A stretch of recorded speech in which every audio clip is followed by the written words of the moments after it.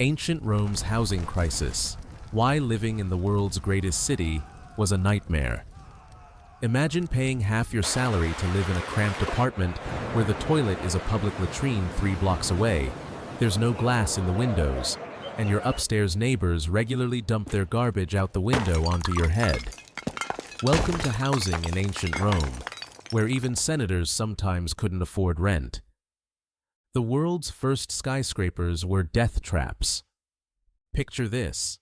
It's the 4th century CE, and Rome has about 1,700 luxury mansions for the super rich and 46,000 apartment buildings for everyone else. That's right. Ancient Rome invented the apartment complex. These buildings, called Insulae, were basically the world's first high-rises, and they were absolutely terrifying.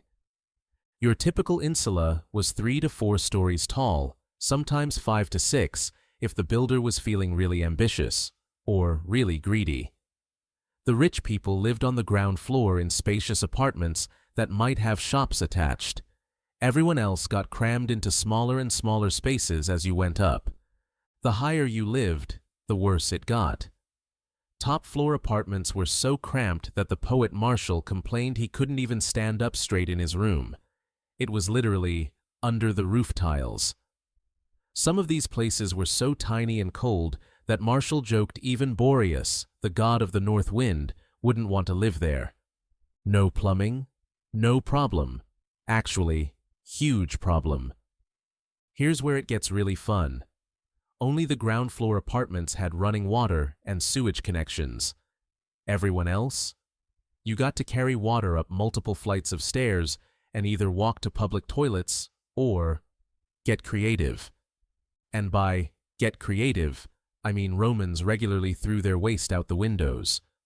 The satirist Juvenal warned pedestrians that if you were lucky, you'd only get splashed with dirty water. If you were unlucky, you might get a broken pot dropped on your head. Imagine walking down a Roman street knowing that at any moment someone's chamber pot might come flying out a 4th-story window.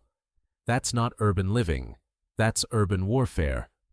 Fire, collapse, and other daily hazards. Roman apartment buildings were basically disasters waiting to happen. Builders cut costs by using cheap materials, gray concrete instead of the good red stuff, wood instead of proper stone foundations. Streets were narrow, often less than 7 meters wide, so when one building caught fire, the whole neighborhood could go up in flames. Rome burned down so many times that creating a fire department under Augustus was considered a major achievement. But even then, their firefighting technology was basically throw water and hope for the best. And if fire didn't get you, structural collapse might. Landlords frequently ignored maintenance until their buildings literally fell down. The philosopher Seneca casually mentioned that seeing Insulae full of cracks and holes was just normal for Romans. Living conditions that would make a college dorm look luxurious. Your average Roman apartment had 2 rooms totaling maybe 10 to 20 square meters. If you were rich enough for a ground floor place, you might get 200 square meters. But for most people, think studio apartment, ancient Roman style. No central heating, just dangerous charcoal braziers that filled your home with smoke and might burn the building down. No glass windows, just shutters you could close when it got cold, leaving you in total darkness. Lighting came from oil lamps that produced more soot than light. In winter, you had a choice: freeze to death or risk carbon monoxide poisoning. Summer wasn't much better. No air conditioning in cramped spaces under tile roofs. The poor had it even worse. They lived in basements, under staircases, or even under bridges. Government workers were sometimes allowed to sleep in public buildings.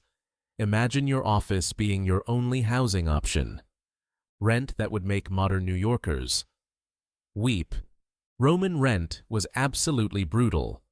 We're talking several hundred to several thousand sesterces per year, when a basic worker might make just a few sesterces per day. Do the math. People were spending 30 to 50% of their income just on housing. Even Cicero, who owned rental properties, complained about how hard it was to collect rent from tenants. Senators, literally the most powerful people in Rome after the emperor, sometimes had to skip work to look for cheaper apartments.